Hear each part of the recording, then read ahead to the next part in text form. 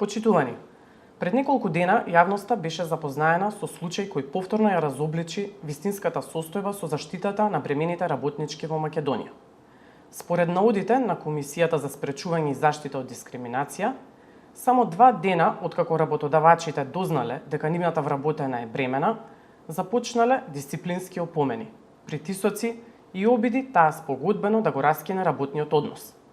Притисокот бил толку силен што работничката завршила наболедување поради нарушена здравствена состојба, а комисијата утврди дискриминација врз основа на пол, род и бременост.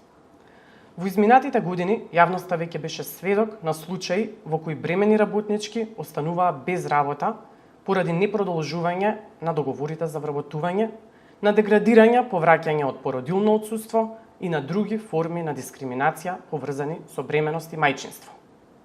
И самата Комисија за спречување и заштита од дискриминација предупреди дека расте бројот на претставки токму по овие основи.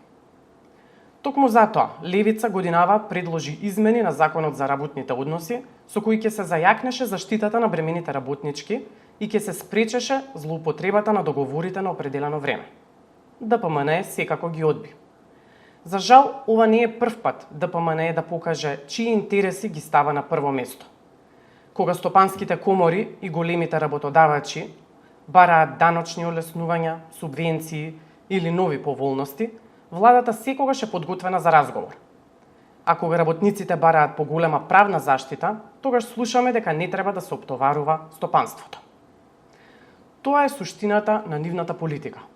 Кога доаѓа до судир помеѓу интересите на работникот и интересите на капиталот, ДПМН секогаш ја избира страната на капиталот. Последиците од тој избор ги чувствуваат жените кои остануваат без работа, семејствата кои остануваат без приходи и работниците кои секојдневно се соочуваат со притисоци затоа што бараат елементарни права.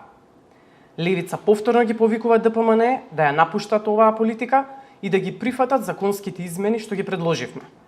Силата на едно трудово законодавство не се мери според тоа колку ги штити најмокните работодавачи, туку според тоа колку сигурност им обезбедува на работниците кога се најранливи.